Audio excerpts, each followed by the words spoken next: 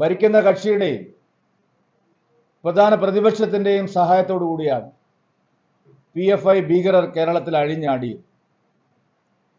PFIയെ സഹായിച്ച ഇടതു വലത് മുന്നണികൾക്കും കൂടിയുള്ള തിരിച്ചടിയാണ്.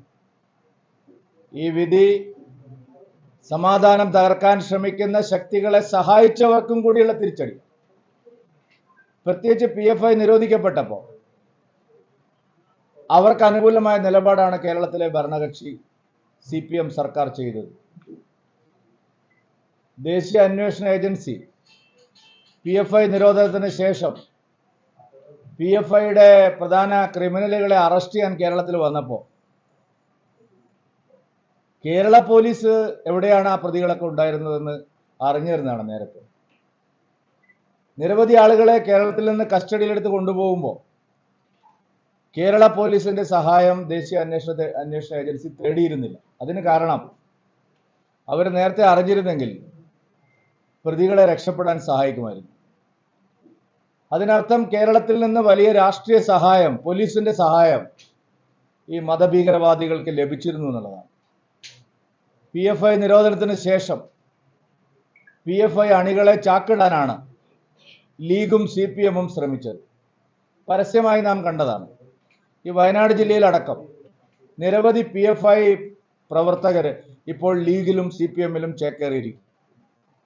പോപ്പുലർ ഫ്രണ്ട് നിരോധനത്തിന് ശേഷം SDPI എന്ന പേരിലും അവര് ഇവിടെ പ്രവർത്തിക്കുന്നുണ്ട്.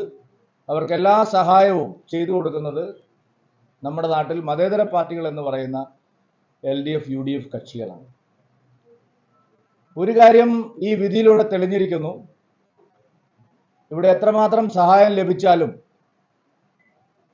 ഈ ഇരുട്ടിന്റെ ശക്തികൾക്ക് അധികകാലം, പ്രത്യേകിച്ച് നരേന്ദ്രമോദി സർക്കാർ ഈ രാജ്യം ഭരിക്കുന്നത് കൊണ്ട് അവർക്ക് അധികകാലം ഇവിടെ വാഴാനാവില്ല എന്നുള്ളത് ഒരു പ്രധാനപ്പെട്ട കാര്യമാണ്. കേന്ദ്ര സർക്കാരിന്റെ ശക്തമായ ഇടപെടലാണ്, പ്രത്യേകിച്ച് നരേന്ദ്രമോദിയുടെയും അമിത്ഷായുടെയും ശക്തമായ ഇടപെടലിന്റെ ഫലമായിട്ടാണ് വലിയൊരു വിപത്ത് ഒഴിവാക്കാൻ കേരളത്തിന് സാധിച്ചു. ഇവിടുത്തെ സാധാരണക്കാരെ കൊല ചെയ്ത് വലിയ തോതിൽ കലാപങ്ങൾ ഉണ്ടാക്കി വിധ്വംസക പ്രവർത്തനം നടത്താനാണ് അവർ ശ്രമിച്ചത്. പ്രത്യേകിച്ച് ഹിന്ദു ക്രിസ്ത്യൻ സമുദായങ്ങളെ ലക്ഷ്യം വെച്ചുകൊണ്ടുള്ള വലിയ നീക്കമാണ് PFI നടത്തിയത്. ആ ഭീകര ശക്തികൾക്കുള്ള ഒരു വലിയ മുന്നറിയിപ്പാണ് ഇന്ന് വന്നിരിക്കുന്ന ഈ കോടതി വിധി. തുടർന്നും കേരളം ശരിയായ ജാഗ്രത പാലിക്കേണ്ടതുണ്ട് എന്നുള്ള ഒരു സൂചനയും ഇന്നത്തെ വിധി നൽകുന്നുണ്ട്. ഫലത്തിൽ ഈ വിധി നാടിനെ സ്നേഹിക്കുന്ന എല്ലാവർക്കും, സമാധാനം ആഗ്രഹിക്കുന്ന എല്ലാവർക്കും സന്തോഷം നൽകുന്ന ഒരു വിധിയാണ്. രഞ്ജിത് ശ്രീനിവാസന്റെ കൊലപാതകം പോലും ഉണ്ടായിട്ടുള്ള നഷ്ടം നികത്താൻ ഇനി ഒരു വിധിക്കും സാധിക്കില്ലെങ്കിലും കുറ്റവാളികൾക്ക് അർഹമായ ശിക്ഷ ലഭിച്ചു എന്നുള്ള കാര്യം സന്തോഷം നൽകുന്നതാണ്. മേൽക്കോടതികളിലും ഇതേ ജാഗ്രത കേരളം കാണിക്കേണ്ടതായിട്ടുണ്ട്. വധശിക്ഷ ഉറപ്പുവരുത്താൻ ആവശ്യമായിട്ടുള്ള തുടർ നടപടികളും കേരളം ആഗ്രഹിക്കുന്നുണ്ട്. ഒരു തരത്തിലും കീഴ്ക്കോടതിയുടെ ഈ വിധി ലഘൂകരിക്കപ്പെട്ടു പോവാതിരിക്കാനുള്ള ജാഗ്രത കേരളത്തിന് കാണിക്കേണ്ടതായിട്ടുണ്ട് എന്നുള്ള അഭിപ്രായം കൂടി ഈ വിഷയത്തിൽ എനിക്കുണ്ട്. കേരള പദയാത്ര ഇന്ന് വയനാട് ജില്ലയിൽ പ്രവേശിച്ചിരിക്കുകയാണ്. രാഹുൽ ഗാന്ധിയുടെ മണ്ഡലമായിട്ടുള്ള വയനാട് പാർലമെന്റ് മണ്ഡലത്തിലാണ് ഞങ്ങളുടെ കേരള പദയാത്രയുടെ 3ാമത്തെ ദിവസം പര്യടനം നടത്തുന്നത്. രാഹുൽ ഗാന്ധി ഒരു ദയനീയമായി പരാജയപ്പെട്ട MP, ഇത്രയും ഇറസ്പോൺസിബിൾ ആയിട്ടുള്ള ഒരു MP ഇന്ത്യയുടെ ചരിത്രത്തിൽ നാം കണ്ടു. ഇത്രയും ഉത്തരവാദിത്വ ബോധമില്ലാത്ത ഒരു MP, പ്രത്യേകിച്ച് ആദിവാസികളും പിന്നോക്ക ജനവിഭാഗങ്ങളും പാവപ്പെട്ട കർഷകരും തിങ്ങിപ്പാർക്കുന്ന ഒരു ലോക്സഭാ മണ്ഡലത്തെ പ്രതിനിധീകരിക്കുന്ന രാഹുൽ ഗാന്ധി ഇവിടെ എത്ര തവണ വന്നിട്ടുണ്ട്? എന്താണ് അദ്ദേഹം ഇവിടെ നടത്തിയിരിക്കുന്ന വികസന പ്രവർത്തനങ്ങൾ? 2024 ലോക്സഭാ തെരഞ്ഞെടുപ്പിന് മുമ്പ് തീർച്ചയായിട്ടും ഇത് ഓഡിറ്റ് ചെയ്യപ്പെടും. രാഹുൽ ഗാന്ധി ഈ മണ്ഡലത്തിന് വേണ്ടി എന്താണ് ചെയ്തത്? ഈ മണ്ഡലത്തിന്റെ വികസന പ്രവർത്തനത്തിന് വേണ്ടി രാഹുൽ ഗാന്ധി എന്ത് ചെയ്തു? രാഹുൽ ഗാന്ധിയേക്കാൾ വലിയ തിരക്കുള്ള ആളാണ് പ്രധാനമന്ത്രി ശ്രീ നരേന്ദ്രമോദി. അദ്ദേഹം വാരാണസിയിൽ ചെയ്തിട്ടുള്ള വികസന പ്രവർത്തനങ്ങളുടെ 10,000-ലൊരംശം രാഹുൽ ഗാന്ധി വയനാടിന് വേണ്ടി ചെയ്തിട്ടുണ്ട്. കൊല്ലാകൊല്ലം കിട്ടുന്ന ഈ 5 കോടി രൂപയുടെ MP ഫണ്ട് വിതരണം ചെയ്യുക എന്നത് ഒഴിച്ചാൽ രാഹുൽ ഗാന്ധി ഈ മണ്ഡലത്തിന് വേണ്ടി എന്ത് ചെയ്യും? അദ്ദേഹം സ്വന്തമായി കൊണ്ടുവന്ന ഒരു പ്രോജക്റ്റ് രാഹുൽ ഗാന്ധിക്ക് ഇവിടെ അവകാശപ്പെടാൻ കഴിയും? അദ്ദേഹത്തിന് വിചാരിച്ചാൽ ഈ ലോകത്തുനിന്ന് എവിടെ നിന്നും, ഈ രാജ്യത്ത് നിന്ന് എവിടെ നിന്നും സഹായങ്ങൾ തേടി ഈ ലോക്സഭാ മണ്ഡലത്തെ വികസിപ്പിക്കാനുള്ള നിരവധി കാര്യങ്ങൾ ചെയ്യാമായിരുന്നു. രാഹുൽ ഗാന്ധിയുടെ ലോക്സഭാ മണ്ഡലം ഉൾപ്പെടുന്ന വയനാട് ജില്ല ആസ്പിറേഷണൽ ഡിസ്ട്രിക്റ്റ് ആണ് ഇന്ത്യയുടെ. ഞാൻ ഇവിടുത്തെ എല്ലാ മാധ്യമ പ്രവർത്തകരോട് ശ്രദ്ധയിലേക്ക് ഒരു കാര്യം പറയാം. ഈ രാജ്യത്ത് വികസന പിന്നോക്കാവസ്ഥ നിൽക്കുന്ന, സാമൂഹ്യ സാമ്പത്തിക പിന്നോക്കാവസ്ഥ നിൽക്കുന്ന 150 ജില്ലകളെ ആസ്പിറേഷണൽ ജില്ലകളായി കേന്ദ്രം പ്രഖ്യാപിച്ചിരിക്കുന്നു. കേന്ദ്ര വനിതാ ശിശുക്ഷേമ സാമൂഹ്യക്ഷേമ വകുപ്പ് മന്ത്രി ശ്രീമതി സ്മൃതി ഇറാനി 2 തവണ വയനാട് ജില്ലയിൽ വന്ന് ഈ ആസ്പിറേഷൻ ജില്ലയുടെ തുടർ പ്രവർത്തനങ്ങളുടെ അവലോകന യോഗത്തിൽ പങ്കെടുക്കുകയുണ്ടായി.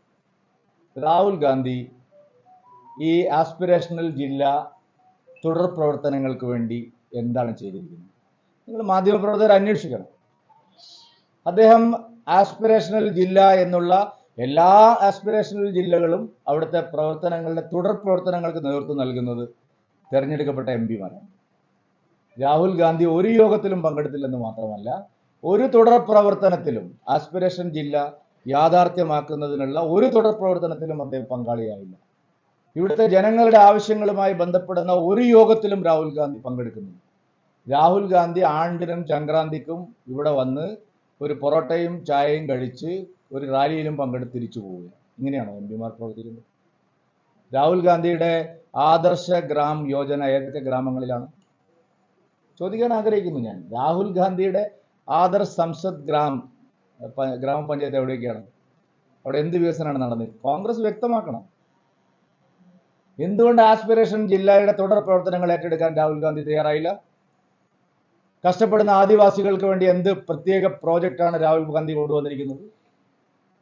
ആത്മഹത്യയുടെ വക്കിലായ വയനാട്ടിലെ കർഷകരെ സഹായിക്കാൻ രാഹുൽ ഗാന്ധിയുടെ എന്ത് പദ്ധതിയാണുള്ളത്? രാഹുൽ ഗാന്ധി എവിടെയാണ്? അതുകൊണ്ട് രാഹുൽ ഗാന്ധിയെ കഴിഞ്ഞ തവണ അമേഠിയിൽ പരാജയപ്പെടുത്തിയതുപോലെ വയനാട്ടിലെ ജനങ്ങൾ രാഹുൽ ഗാന്ധിയെ ഈ തെരഞ്ഞെടുപ്പിൽ പരാജയപ്പെടുത്തണം. എനിക്ക് CPIയോട് ഒരു അഭ്യർത്ഥനയുണ്ട്. എന്തിനാണ് നിങ്ങൾ ആവശ്യമില്ലാതെ ഒരു സ്ഥാനാർത്ഥിയെ നിർത്തുന്നത്? നിങ്ങൾ രാഹുൽ ഗാന്ധിയെ പരാജയപ്പെടുത്താൻ, ഇത്രയും വികസന വിരുദ്ധനായിട്ടുള്ള, പരാജയപ്പെട്ട, ഇറസ്പോൺസിബിൾ ആയിട്ടുള്ള ഒരു MP-യെ പരാജയപ്പെടുത്താൻ NDA സഹായിക്കണം. എന്തിന് നിങ്ങൾ LDF സ്ഥാനാർത്ഥിയെ ഇവിടെ മത്സരിപ്പിക്കണം? എന്താ നിങ്ങളുടെ ഉദ്ദേശം? നിങ്ങൾ IND മുന്നണിയിലെ അവശേഷിക്കുന്ന പ്രധാനപ്പെട്ട 2 കക്ഷികളാണ്. ഞങ്ങൾ രാഹുൽ ഗാന്ധിക്കെതിരായി ശക്തനായ സ്ഥാനാർത്ഥിയെ നിർത്തി രാഹുൽ ഗാന്ധി ദേശീയ തലത്തിൽ കാണിച്ചിട്ടുള്ള, അദ്ദേഹത്തിന്റെ അമേഠിയിൽ കാണിച്ചിട്ടുള്ള കാര്യങ്ങൾ, വയനാട് പാർലമെന്റിൽ കാണിച്ചിട്ടുള്ള കാര്യങ്ങൾ തുറന്നു കാണിച്ചുകൊണ്ട് അദ്ദേഹത്തിനെതിരെ ശക്തമായ ഒരു പോരാട്ടത്തിന് തയ്യാറാവുകയാണ്. BJP ഈ മണ്ഡലം ഏറ്റെടുത്ത് ശക്തമായ ഒരു പോരാട്ടം നടത്തണമെന്നാണ് ഞങ്ങൾ ആഗ്രഹിക്കുന്നത്. രാഹുൽ ഗാന്ധിക്ക് അനാവശ്യമായി അദ്ദേഹത്തിനെ സഹായിക്കുന്ന ഒരു രാഷ്ട്രീയ ആത്മഹത്യയിൽ നിന്ന് ഇടതുപക്ഷം പിന്മാറണമെന്ന് ഞാൻ അഭ്യർത്ഥിക്കുന്നു. നിങ്ങൾ മാറി നിൽക്കുക. ശക്തമായിട്ടുള്ള മത്സരം രാഹുൽ ഗാന്ധിയും ദേശീയ ജനാധിപത്യ സഖ്യവും തമ്മിൽ ഇവിടെ നടക്കും. BJP റെഡിയാണ് രാഹുൽ ഗാന്ധിയോട് ഫൈറ്റ് ചെയ്യാൻ. നിങ്ങൾ ധൈര്യമുണ്ടോ? LDF രാഹുൽ ഗാന്ധിയെ പരാജയപ്പെടുത്തണമെന്ന് ആത്മാർത്ഥത ആഗ്രഹിക്കുന്നുണ്ടോ? IND മുന്നണിയിലെ പ്രധാനപ്പെട്ട കക്ഷിയുടെ നേതാവിനെ തോൽപ്പിക്കാൻ നിങ്ങൾക്ക് ആത്മാർത്ഥമായ ആഗ്രഹമുണ്ടോ? സിമ്പിളായിട്ടുള്ള ചോദ്യമാണ് ഞങ്ങളുടെ. IND മുന്നണിയുടെ ഏറ്റവും പ്രധാനപ്പെട്ട നേതാവിനെ പരാജയപ്പെടുത്താൻ ആത്മാർത്ഥമായി നിങ്ങൾക്ക് ആഗ്രഹമുണ്ടോ? ഇല്ല. ആത്മാർത്ഥമായ ആഗ്രഹമില്ലാത്ത ഒരു കക്ഷി എന്തിനാണ് ഒരു നാടകം കളിക്കുന്നത്? IND മുന്നണിയെ, കോൺഗ്രസിനെ ഈ രാജ്യത്ത് നേരിടുന്നത് ഭാരതീയ ജനതാ പാർട്ടിയാണ്, ദേശീയ ജനാധിപത്യ സഖ്യമാണ്. പകൽ പോലെ വ്യക്തമാണ്. നിങ്ങൾ മാറി നിൽക്കൂ. രാഹുൽ ഗാന്ധിയെ ഞങ്ങൾ പരാജയപ്പെടുത്താം. CPIയോട് എനിക്കുള്ള അഭ്യർത്ഥന, ഇടതുമുന്നണിയോട് എനിക്കുള്ള അഭ്യർത്ഥന, നിങ്ങൾ മാറി നിൽക്കണം. ഞങ്ങൾ രാഹുൽ ഗാന്ധിക്കെതിരായിട്ട് ഫൈറ്റ് ചെയ്ത് അദ്ദേഹത്തിന്റെ രാഷ്ട്രീയം, അദ്ദേഹത്തിന്റെ ഇവിടുത്തെ പ്രവർത്തനങ്ങൾ ഞങ്ങൾ ജനങ്ങൾക്കിടയിൽ ചർച്ച ചെയ്ത് രാഹുൽ ഗാന്ധിയെ ഞങ്ങൾ പരാജയപ്പെടുത്തണം. നിങ്ങൾ വെറുതെ ഇടംപോലിടാൻ ഇതിൽ വരണ്ട. വയനാട് ജില്ലയിൽ CPI, വയനാട് ലോക്സഭയിൽ നിന്ന് LDF മാറി നിൽക്കണം എന്ന് ഞാൻ ആവശ്യപ്പെടുന്നു.